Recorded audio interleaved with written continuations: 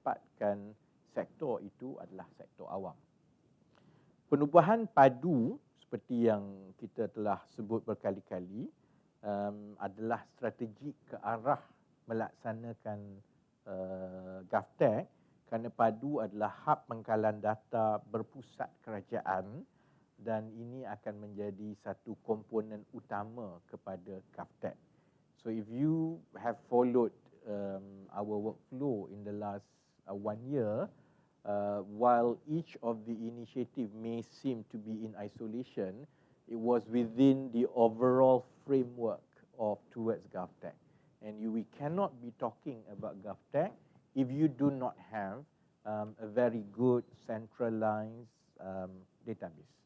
And that's why among the first decision that we did was on a centralized database. So now Padu is already coming to fruition. That's why now is an opportune time for the government through Mampu and all the related ministries to start planning and rolling out GovTech phase by phase, version by version. Tahap keterperincian seperti ini memerlukan perancangan yang rapi di peringkat kerajaan dan ia juga bermakna kita perlu membina kapasiti kepimpinan kita. You have a plan, you are beginning to build the infrastructure, but obviously we need the human capital to be able to see this through.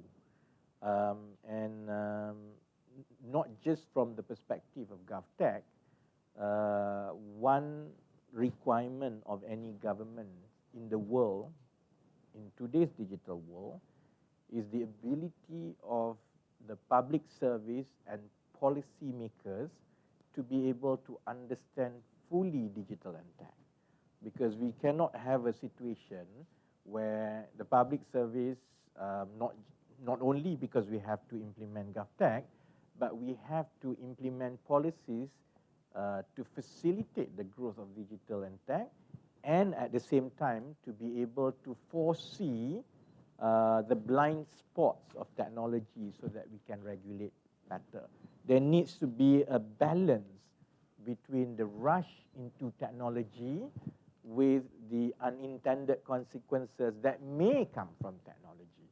And Malaysia wants to lead in this region and working with our partners to make sure that we have our own assessment, our own views, and we are able to manage this transition into the digital and tech world better than perhaps what we have done in the past. Oleh sebab itu, kohort pertama, program kepimpinan digital eksekutif, Executive Digital Leadership, ia telah dibangunkan oleh ASB dengan penyertaan 5 syarikat tech gergasi dunia, IBM, Google, Microsoft, Amazon Web Services dan juga Shopee. Program dan perancangannya ini telah bermula sejak saya ingat 5 bulan yang lepas, dan ini adalah batch pertama, kohort yang pertama, dan alhamdulillah kohort ini bermula minggu ini 14 November 2023 dan terdiri daripada 55 orang peserta, dengan 35 daripada mereka datang dari sektor awam dan 20 lagi daripada sektor swasta, dan kita ada satu penyertaan daripada negara Oman juga. Dan untuk kohort-kohort yang akan datang, saya telah pun dimaklumkan insya-Allah kita akan ada penyertaan daripada kepimpinan sektor awam daripada negara-negara antarabangsa, kerana program ini pada makluman saya adalah yang pertama yang diwujudkan di rantau ini. So the whole idea of the EDL is that while the government develop the framework, begins to implement GovTech phase by phase, we also need to prepare the leadership, not just from the public sector, but also from the private sector, so that the transition and the progress in our digital and tech will be managed efficiently, and is the first of its kind done by government. Is the first of its kind in this region, and I would like to take this opportunity to also thank Jabatan Perkhidmatan Awam, just to share with the media. Usually it's very difficult to get a decision on something like this, because this involves policies. Civil service training and content development, career progression is governed tightly by a set of rules and a set of programs, and usually it is managed internally. So when we were planning for this 4 or 5 months ago, one of the concerns is that whether or not we would have enough time to get that endorsement and decision making from the government, because we do require middle level and senior level civil service to come and take them off 3 months of their work for this full time. And you know, it's normally we thought that this is going to be a big challenge. That's why I want to mention specifically our appreciation for GPA especially, because it was done and the decision was arrived very promptly, and if anything, it gives me as the minister in charge the comfort that the government is going full speed ahead with digitalization. Because in the past, usually plans are plans, but when it comes to trying to translate it into action, then you are bound by so many regulations here and there. If anything, the fact that 4 months after we first conceptualize it, we now have the first cohort is oversubscribed, and we have a good split between private and public sector, and ASB has assembled really good programs for the next 3 months. I'm hopeful that we will be able to see a faster transition towards digital and tech in public service and in private sector as well. So as we move closer into 2024 and onwards, we will announce progress on GovTech bit by bit, including what's the first phase, what kind of services and digital interaction that will be rolled out first. And I'm hoping that within a year, Malaysian public can feel a vast difference in dealing with government through GovTech and through a faster pace of digitalization. Any questions?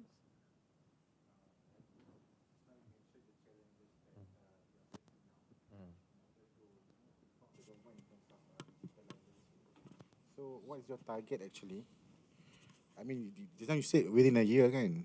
So bermakna 2026 lah expected ke macam mana? 25? Tak.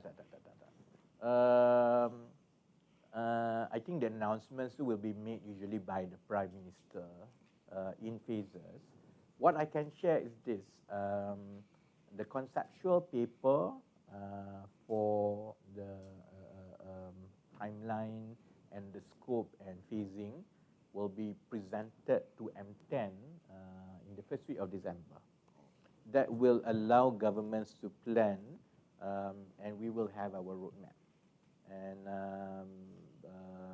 as always, roadmap usually will be able to identify which key areas first, which key services first, and it will be done in phases.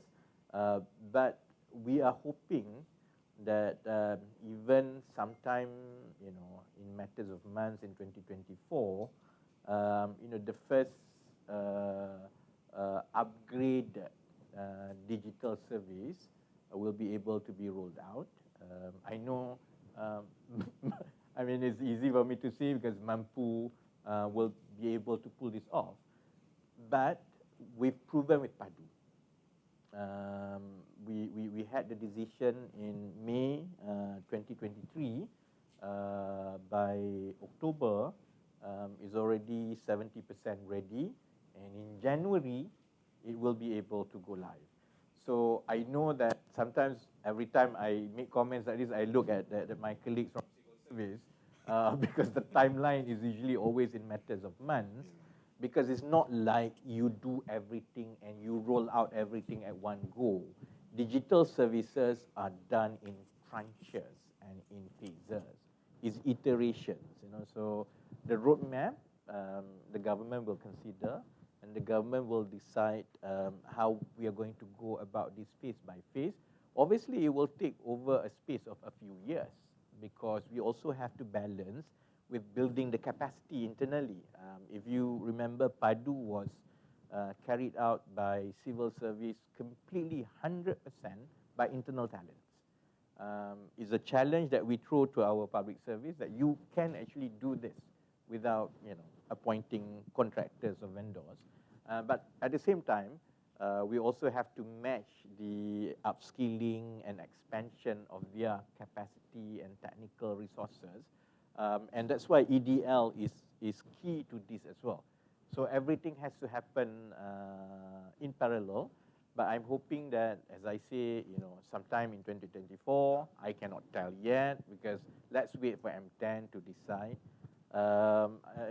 We will start seeing how government services are being digitalized and then being rolled out for interface bit by bit, phase by phase.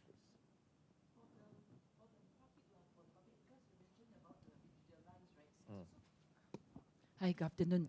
You mentioned about the digitalized, right? So for the normal people, like ordinary people, how can they feel the digitalizations of the government?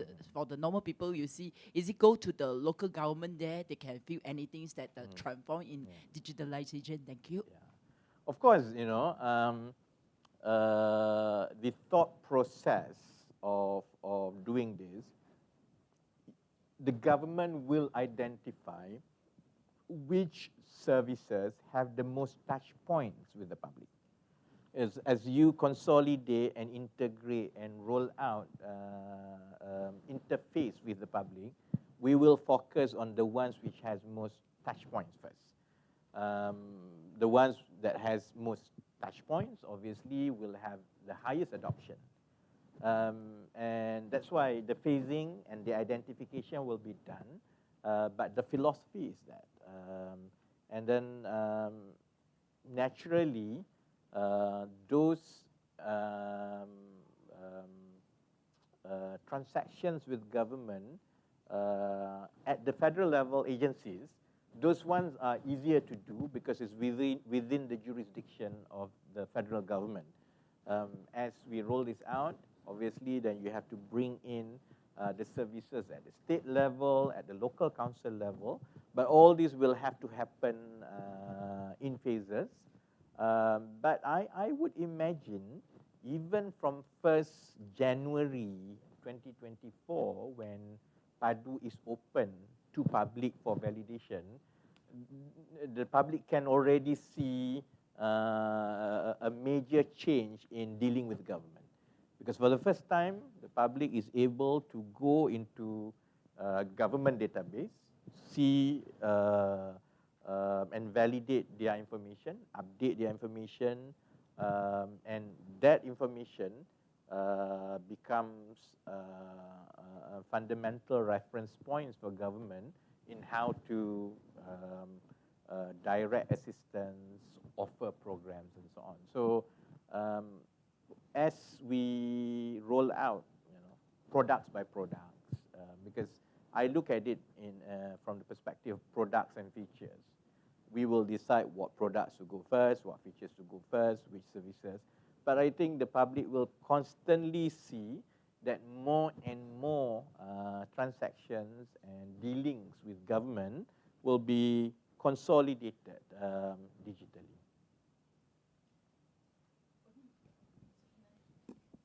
Avi, can I ask another question? Sure. Okay. It's regarding... I'm in a good mood, so it's okay. Okay. That's great. Do you think that we should review the anti-party hopping law for the recently development? Whether we should review or not? Yes. We haven't had the discussion at cabinet. I have to admit that since then. I think the onus is actually for the parties, because the loopholes exist for those parties that didn't amend their constitution. So, the discussion and consensus for the current anti-hopping law actually went through months, and this is the best compromise that all the parties had, and that's why you got this. To me, the loophole is because parties such as Bersatu, unlike those parties in PH, did not amend the party's constitution that if an MP goes against the whip, that constitute resignation from the party. If this had happened from among PH, that's not a problem, because the respective constitution has already addressed that loophole. Because during the negotiation last 2 years, leading up to the drafting, PH has always said there is a loophole. But Bersatu was the one who say, they prefer to leave open like that, because Tan Sri Muhyiddin cited his experience that he was sacked by UMNO for what he think was a moral decision, which I suppose at that time, I wasn't involved in the negotiation. I suppose at that time it was also a compelling argument then. So the fix that PH had done, which was not taken up by Bersatu, was fair enough. If that's the case, then we have to respectively amend our constitution.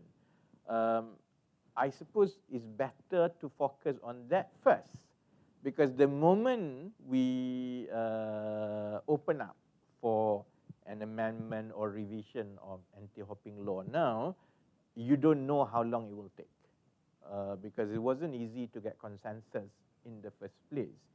And at least personally, what I feel is the country needs focus.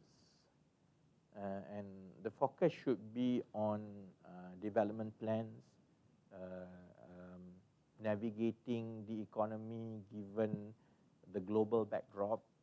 And I would prefer that we lessen any polemics, especially political polemics. Going into that, opening up again, actually will drag months and months and months of more discussion, when it can be done independently by all the parties.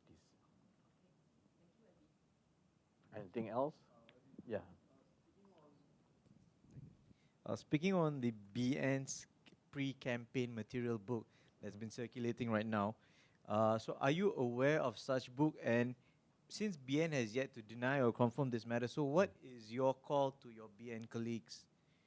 Well, I'm not aware, and I don't think that it's tit for tat like that, because if we want to go into the past and start digging tit for tat like that, the kind of things that past has said about BN, about Bersatu, is no end to it. I think we were in a unique, junction of history as an outcome of the last general election. The wishes of the public is for political parties to focus. There's no end to trying to compare what did you talk behind my back, what did you say previously. And when the parties in the unity government decided to take heed of Yang di-Pertuan Agong's request, it comes as a package. And it means that whatever our differences, it's something that we have to put aside, because the focus on the country is most important. This country needs focus and needs stability. So, and I would say the same thing to the media as well. Of course, you will get your clicks, but I don't think it really helps the country. Well, I mean, if you were to go like that, I think you are better off going and write stories about Tun Mahathir. Because Tun Mahathir has gone through so many phases. You know, if you track what Tun Mahathir said in the 60s, in the 70s, in the 80s, in the 90s, there's no end to it. And that was the spirit, at least I think in PH, when we sat down with Bersatu towards 2018. If the focus is nation building, if the focus is, you know, the greater good for society, certain things have got to go. And I think that's just part and parcels of politics. I don't think anyone in the unity government would want to spend too much time settling scores. And that's I think the attitude that I take. That's why I don't. You notice I hardly comment about politics nowadays. We have a challenging 2023. We have an opportunity in 2024 to strengthen whatever fundamentals, hoping that the global economy picks up in 2025. And as far as I'm concerned, at least for PKR, we have always wanted to be given an opportunity for reform. And we have about 5 years to do that. And it's given, is up to other parties if they want to downgrade themselves into bickering about what did you say about me last time. But I don't think that helps society. So it's a reminder to myself over and over again that our job as a minister and in government is to really focus on big picture. Anything else? Yeah. On the Q4 pula, going forward. That's too quick. No, I mean, I mean, anyone in my position, if you can empathize, will give a sigh of relief the fact that we show a year-on-year growth of 3.3%. And to me, I've mentioned this in the past, I think, that I don't necessarily just look on year-on-year growth. I also look on quarter-to-quarter growth, because ever since the pandemic, if I can recall correctly, the country has never had 3 consecutive quarter-to-quarter growth. It's quite volatile. You have the first quarter, I mean, when I say first quarter, I don't necessarily mean the first quarter of the year, but the first quarter that it registers growth compared to the previous quarter. You may have the second one, but usually the third one, it comes down again. Because to me, quarter-to-quarter growth is an indication of the resilience and the momentum for recovery. And for quarter 3, that we have 3.3 year-on-year growth is a sigh of relief. But I'm very encouraged that the quarter-to-quarter growth, quarter 3 compared to quarter 2, is even higher than the previous quarter-to-quarter growth. I think it's about 2.3. I don't want to comment too much about what to expect in quarter 4, to be frank, because I really have to see what's happening in October, and the most data that we would have had by now is October. So it's quite premature for me to comment on quarter four. But of course, we are hoping that we can keep up the momentum, and if the quarter-on-quarter growth continues, if we see better year-on-year growth, the focus is to be able to hit the target of 4% thereabout. What I think is most important for the government is not so much about what is the prospect for quarter four, is about what can we do to make sure that this momentum continues. There are certain decisions or certain impetus that are in our control. For example, what's within Ministry of Economy's purview is to make sure that we improve project delivery, because if you can see quarter three, despite a drop in export and weak external demands, we are able to keep at 3.3 because of strong domestic demand. And that strong domestic demand is from private spending, is also from government spending. So what I hope to be able to focus and get things better in quarter four and in next year is, number one, to make sure that project delivery is much more improved, so that whatever the allocation that has been approved, it gets implemented very quickly within the cost and within the time. And that will allow for us to maintain the kind of public spending efficiency that will translate into better growth. The other perspective is also, of course, the balance for inflation, because public spending, private consumption will be a tricky bit if it has an impact on pushing inflation up. We have not seen that so far in our economy. Private spending continues to grow and continues to drive demands, but we have been able to lower inflation and keep it at 1.9% for September. So the laser focus on inflation is also important, because the moment you start seeing an adverse impact on inflation, then the other considerations have to come in. We are able to, as a country, we are able to keep interest rate at 3%, which is among the lowest in this region, and that, of course, obviously also help private consumption as well. So those are, to me, what are more important, while we continue to build up the growth narratives that the government has unveiled bit by bit. From, we have sectoral blueprints like NETA for energy transition, NIMP for new industrial master plan. We have the long-term midterm review, and digital and tech sectoral blueprints will come in the first quarter of 2024.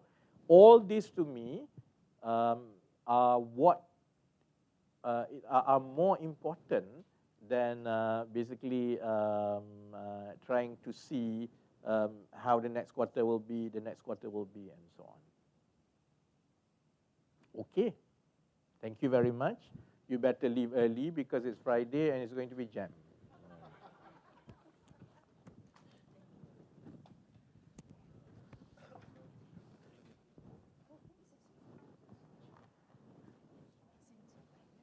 Yeah. No, I'm off WhatsApp. Good luck trying to get. For someone